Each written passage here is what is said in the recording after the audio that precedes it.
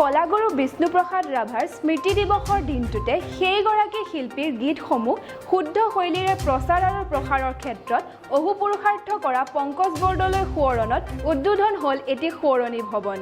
বাসগৃহ চৌহদত পংকজ বৰদলৈ স্মৃতি যুগমীয়া কৰাৰ উদ্দেশ্যে সহধৰ্মিনী নৃত্যশিল্পী ৰুবি বৰা বৰদলৈ নৃত্যানুষ্ঠান, নুপুৰ নৃত্যাংগনাৰ আখৰা গৃহৰ লগতে পংকজ বৰদলৈ স্মৃতি বিজড়িত সামগ্ৰী সংৰক্ষণ কৰাৰ ব্যৱস্থাৰে নিৰ্মাণ কৰা ভৱনটি এক মাংগলিক আৰু সংগীতমধুৰ পৰিৱেশৰ মাজত উদ্বোধন কৰিলে পংকজ বৰদলৈ সহপাঠী তেজপুৰ সাহিত্য সভাৰ উপদেষ্টা হেমন্ত কুমাৰ বৰুৱাই।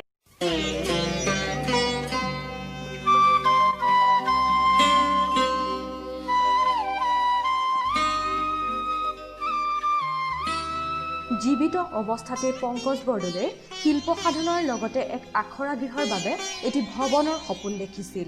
এই পৰিকল্পনা হাতত লোৱাৰ সময়তে শিল্পীগৰাকী যেতিয়া দুৰাৰোগ্য ৰোগত আক্ৰান্ত হৈ পৰিল, সেই সপোন আধৰুৱা হৈ ৰৈছিল যদিও তেওঁৰ মৃত্যুৰ ৩ মাহৰ পিছতে সেই সপোনৰ সাকাৰ ৰূপ দি কলাগুৰু বিষ্ণুপ্ৰসাদ ৰাভাৰ স্মৃতি দিৱসৰ দিনটোতে তেজপুৰত উদ্বোধন হ'ল পংকজ বৰদলৈ সোঁৱৰণী ভৱনৰ।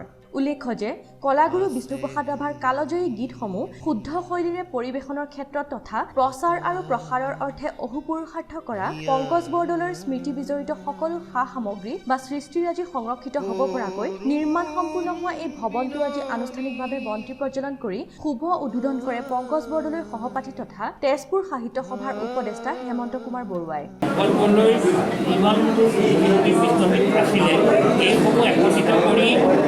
পাব পৰাকৈ আমি ব্যৱস্থা কৰাৰ চিন্তা চৰ্চা কৰিব লাগিব। সেয়া বেচৰকাৰীভাৱে হওক, চৰকাৰৰ সহযোগতেই হওক বা চৰকাৰৰ নিশ্চয় ইতিবাচক সদিচ্ছা থাকিব।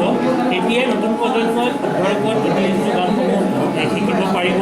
অসম সাহিত্য সভাৰ কেন্দ্ৰীয় প্ৰচাৰ সম্পাদক পংকজ বৰুৱাই আঁত ধৰা আৰু পংকজ বৰদলৈ সহধৰ্মিনী ৰুবি বৰা বৰদলৈ আদৰণি ভাষণ দিয়া এই উদ্বোধনী অনুষ্ঠানত পংকজ বৰদলৈৰ কন্যা ভায়লিনা বৰদলৈ পংকজ বৰদলৈ পৰিৱেশন কৰা কিবা যেন নাই আজি নাই পৰিৱেশন কৰাৰ লগতে কণ্ঠশিল্পী পৱন দাস, বিতুপন বৰা, সীমান্তজিৎ বৰাই পংকজ বৰদলৈৰ কণ্ঠৰ গীত পৰিৱেশন কৰে।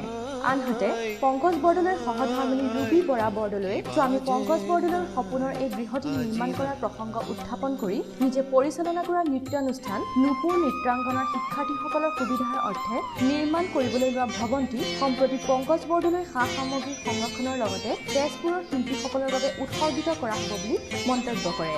এই অনুষ্ঠানতে বাণ থিয়েটাৰৰ সাধাৰণ সম্পাদক জিতুমণি দেৱ চৌধুৰী, তেজপুৰ সাহিত্য সভাৰ সহকাৰী সম্পাদক, তেজপুৰৰ সংগীত শিল্পী প্ৰাঞ্জল শইকীয়া, প্ৰাঞ্জল বৰুৱা, পুলক কুমাৰ ডেকা, হেমন্ত কুমাৰ নাথ, সমীৰ কৰ আদিয়ে শ্ৰদ্ধাঞ্জলি জনোৱাৰ লগতে তেজপুৰ যুৱীধানৰ সভাপতি কৃষাণু ভূঞাই পংকজ বৰদলৈৰ স্মৃতিচাৰণ কৰে। তেজপুৰ ৰাইজে যি কৰে সকলোৰে কাৰণে উৎসৰ্গা কৰিছোঁ আৰু মোৰ নৃত্যৰ চৰ্চা মই ইয়াত কৰিম। এক লগত লৈ তেওঁৰ যিমান মেমৰি আছে আমি ইয়াত ৰাখিছোঁ। আমি যাতে ইয়াত আমি জীয়াই ৰাখিব পাৰোঁ, আমি আহিলে যাতে অনুভৱ কৰোঁ পংকজ বৰদলৈ।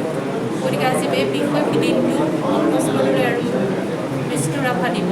গতিকে এই দিনটো মোৰ অকলে পাৰ কৰাত মোৰ বৰ অসুবিধা হ'ব যেন ফিল কৰিলোঁ আৰু ভাবিলোঁ আজিৰ দিনটোতে আমি এই অনুষ্ঠানবোৰ আৰম্ভ কৰোঁ। গতিকে তেজপুৰ ৰাইজৰ সহযোগত আমি আজি আমাৰ এই আখৰা গৃহ লগতে পংকজ বৰদলৈ সোঁৱৰণী গৃহ হিচাপে আমাৰ আজি অনুষ্ঠানটো উৎসৱ কৰা হ'ল। গতিকে আশা কৰোঁ আপোনালোকে আশীৰ্বাদ কৰিব, এই আগবাঢ়ি যাব পাৰোঁ।